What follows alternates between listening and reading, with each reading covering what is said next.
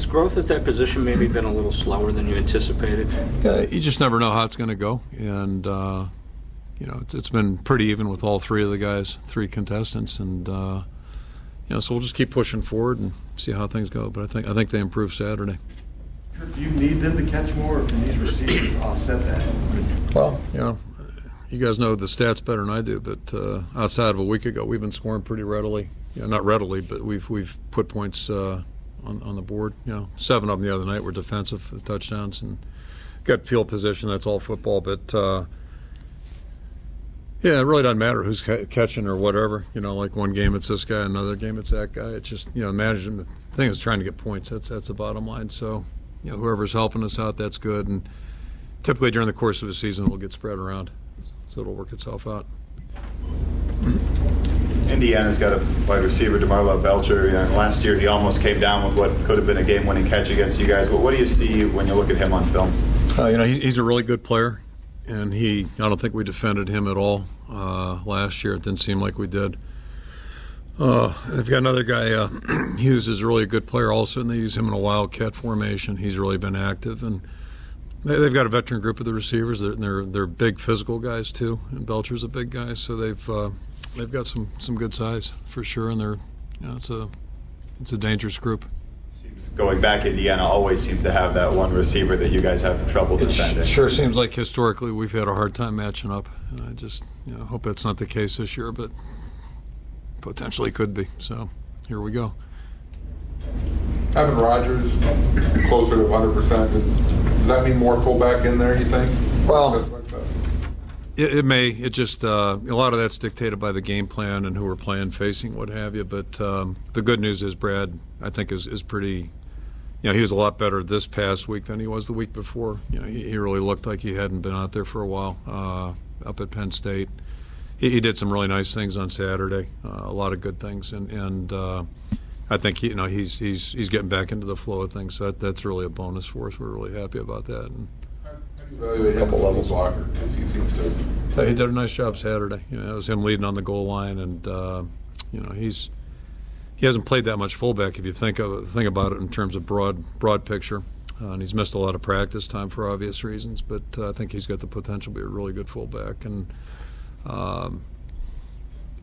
has a combination. He's got some ball skills, and he's a guy you can throw the ball to and do some things with too. So he's a versatile guy, and that's really something we're excited about.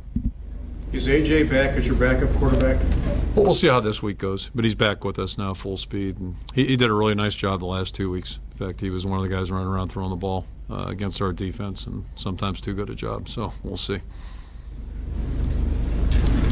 Defense has put up a lot of points this year as compared to last year. Is it starting to get a little frustrating, or just continue your game plan offensively to just make up for that? Well, every season is different, and every game's different, and you just adjust as you go along. But I was encouraged.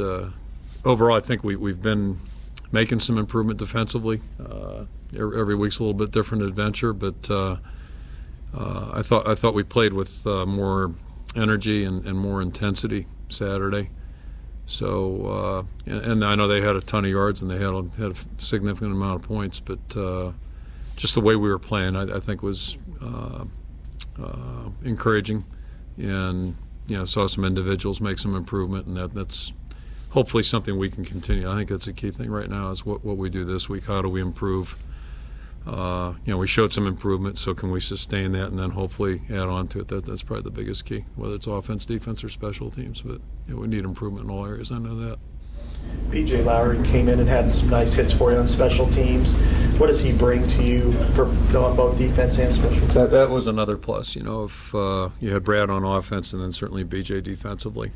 So we're down a couple guys defensively that have been playing well, but the good news is we gained one with B.J. and hopefully in maybe 2 weeks here, 2.5 weeks, he'll have that cast off, which would be nice. And but he practiced well last spring. He had a good August, and until the injury. So that was a big hit, and gives us a little bit more depth in the secondary now, a little bit more competition, and then special teams, as you mentioned, gave us a good jump there. That's one we needed, and a lot of these little nicks really show up on special teams. So to get a guy back like that really helps. Getting Brad back on the punt team was that's a big thing for us. It seems like a little thing, but it's really big. And so all those little things can really help us. Hopefully the guys keep coming back. That's the next challenge.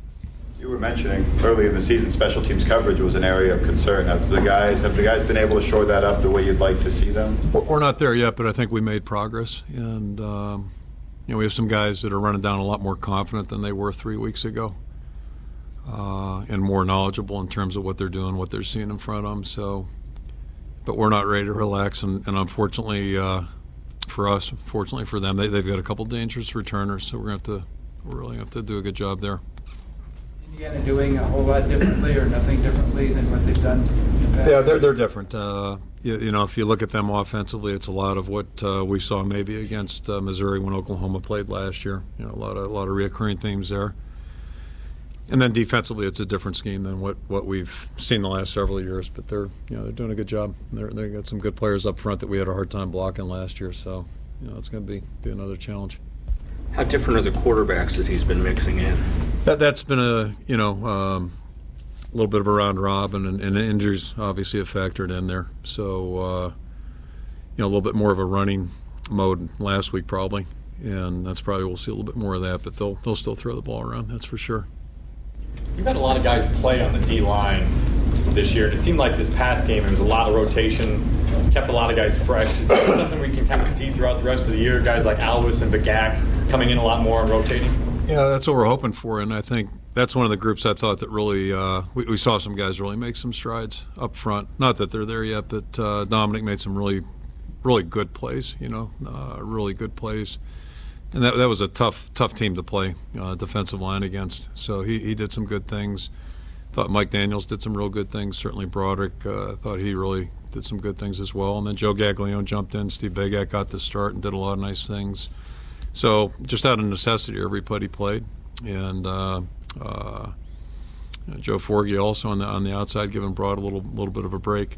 Hopefully we'll get Tom back this week. And I think ideally we'd like to play a lot of guys, 7, 8 guys, but they have to also demonstrate that we can trust them, and they'll do a good job in there. So if it can work in that direction, that'd be a good thing. What did the win do for the confidence of the team coming off the outing at Penn State? I'm sorry? The confidence of the team, did you sense any difference after the win against Northwestern coming off that tough I got you. That's part of football too, is you got to deal with the highs and the lows. And Saturday was a high for us certainly, and it was a low the week before. But the real challenge, I think, is for us to get in here. Sundays, you kind of experience both. If it's a good day, you enjoy the day, and if it's a tough day, you don't feel so good about things. But to me, when the players get here Tuesday, they got to be focused on our next opponent and really focused on what they're doing. So I'm hoping that's the case today. We'll see. Everybody seems to be running against Indiana. How much success do you guys need to have on the ground? Oh, we just, perfect world, we'd like to be balanced, and hopefully we can get the run and pass complementing each other. And that's I think we had a little success with that the other night. We did a little better job there. So, in a perfect world, that's what we'd like to do. But, you also do what the defense dictates a lot of times. So, but if I thought we ran the ball a little more aggressively Saturday, and that's something I'm hoping we'll see us continue to do. Coker seems to seek contact sometimes, especially with guys in the secondary. Is that something that concerns you with the depth situation at running back? No, not at all. I mean, Marcus is a strong runner, and it's in a perfect world. I can't imagine it's a lot of fun tackling him. It's been 35 years since I played, but to me, I think he's got to make that an advantage, and that's football. I mean, if you break the line, which he did a couple times the other day, there's always going to be somebody lurking back there. And if you're a strong guy, run strong. If you're a Ronnie Harmon, make one move and make the guy look like a fool. But there aren't many Ronnie Harmons. So, in fact, there's been one that I've seen in a long time. So it's you just to me, you play through what you play, and backs are going to get tackled. That's the nature of the game.